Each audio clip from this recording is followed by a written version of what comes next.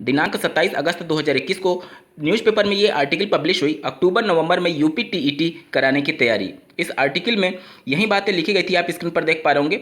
विभागीय मंत्री ने सहमति ना देकर के तारीखों को रिवाइज करने का निर्देश दिया है। विभागीय मंत्री कौन? माननीय बेसिक शिक्षा मंत्री जी।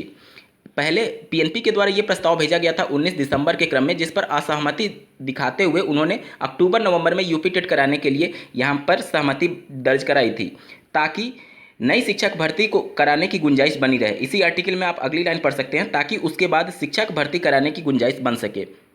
हालांकि कल के वीडियो में भी मैंने आप सभी को सूचित किया था कि इस न्यूज़पेपर में जो बातें लिखी गई हैं शिक्षक भर्ती के क्रम में या फिर यूपी टेट के संदर्भ में, वो सब कुछ मनगढ़ंत है, क्योंकि शासन स्तर पर यूपी टेट और शिक्षक भर्ती को लेकर के बिल्कुल भी गंभीरता नहीं दिखाई जा रही है। दिनांक 27 अगस्त 2021 को ही माननीय बेसिक शिक्षा मंत्री जी के द्वारा मीडिया को एक इंटरव्यू दिया गया, जिसमें नई प्राथमिक स्तर की शिक्षक भर्ती और 22,000 पदों के संदर्भ में उन्होंने कुछ स्टेटमेंट दिया, जिसे आपको जानना बेहद जरूरी है। तो अंत तक जरूर जुड़े रहिएगा इस वीडियो के साथ, बिना किसी पार्ट को स्किप किए हुए। नमस्कार दोस्तों, मेरा नाम है नीरज और आप देख रहे हैं करियर बिट यूट्यूब चैनल। अगर आप इस चैनल पहली बार विजिट कर रहे हैं तो इसको सब्सक्राइब करते हुए बेल आइकन को प्रेस करना ना भूलें। अलग थी, इसलिए उस व्यवस्था के किसी पद को इसमें ला करके और कोई मेरिट नीचे ले जा करके हम नहीं कर सकते।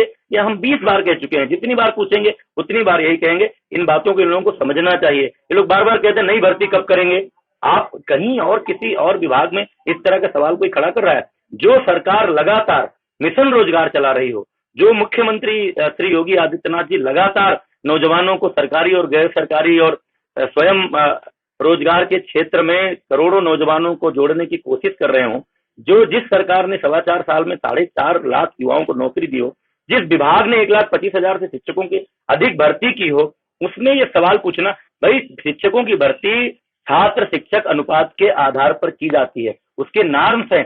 जब जैसी जरूरत पड़ती है तब भर्ती की जाती है, इसकी कोई डेडलाइन नहीं बताई जा सकती। ये कोई किसी धरना प्रदर्शन में एक समझौता पत्र साइन नहीं किया जा सकता कि कब भर्ती होगी, कितनी भर्ती होगी। इसलिए बार बार मैं इन अभ्यर्थियों से कहता हूं कि आप पढ़िए, तमाम तरह की अन्य प्रदेश और केंद्र की सरकार में भर्ती परीक्षाएं आयोजित हो रही है, इसमें शामिल होइए। इतनी गारंटी जरूर लेता हूं कि मोदी सरकार में और योगी सरकार में पूरी पारदर्शिता, पूरी ईमानदारी के साथ भर्ती प्रक्रिया हो रही है। जो योग्य है उनकी भर्ती होगी। इस तरह के धरना प्रदर्शन पर, किसी के उकसाने पर, किसी के भड़काने पर इस तरह से योग्य अभ्यर्थी समय बर्बाद ना करें। मैं एक मंत्री के रूप में भी, उनके बड़े भाई के रूप में भी, एक शिक्षक के रूप में भी, शुभचिंतक के रूप में भी ये कह रहा हूं कि सब लोग अपने घर जाएं और अपनी पढ़ाई लिखाई करें। 69,000 में 22,000 पदों को जोड़ने के क्रम में उनके द्वारा ये अवगत कराया गया कि चाहे कितने भी अभ्यर्थी धरना प्रदर्शन कर लें, ये पद नहीं जोड़े जा सकते। साथ ही नई प्राथमिक स्तर की शिक्षक भर्ती मांग पर उनके द्वारा ये कहा गया, जो चीज़ें बार बार उनके द्वारा मीडिया में बताई जाती हैं कि 1,25,000 शिक्षकों की भर्ती इस प्रदेश सरकार के द्वारा की गई है। साथ ही जो छात्र शिक्षक अनुपात के अनुसार शिक्षक भर्ती का विज्ञापन जारी होता है। और साथ ही साथ उन्होंने ये भी कहा कि अन्य प्रदेशों में और अन्य विभागों में भर्तियां निकाली जा रही हैं, उसमें अभ्यर्थी प्रयास करें और पढ़ाई करते रहे।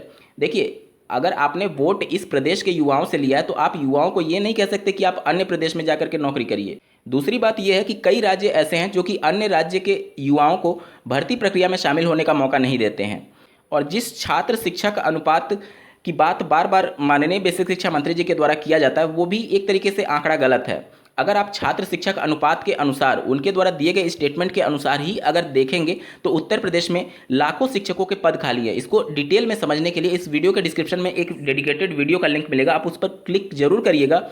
छात्र शिक्षक अनुपात का सही आंकड़ा आपको पता चलेगा कि एक्चुअल में कितनी सीटें खाली हैं उत्तर प्रदेश में प्राथमिक स्तर के शिक्षकों के लिए। डीएलएड बीएड कंप्लीट करने वाले अभ्यर्थियों की संख्या जब एक थ्रेशोल्ड वैल्यू से बढ़ जाए तो फिर एडमिशन भी नहीं लेनी चाहिए, क्योंकि 12 लाख 15 लाख तो बीएड के अभ्यर्थी ही बेरोजगार बैठे हुए हैं। डीएलएड की संख्या बात कर ली जाए तो 8 लाख बेरोजगार बैठे हुए हैं। तो इतनी भारी संख्या की रिक्वायरमेंट है नहीं है, तो फिर बीएड और डीएलएड कोर्स क्यों कराए जा रहे हैं? ऐसे ही महत्वपूर्ण अपडेट्स के लिए इस चैनल को सब्सक्राइब करना ना भूलें। इस वीडियो को देखने के लिए आपका बहुत बहुत धन्यवाद। भगवान करे आपका दिन शुभ हो।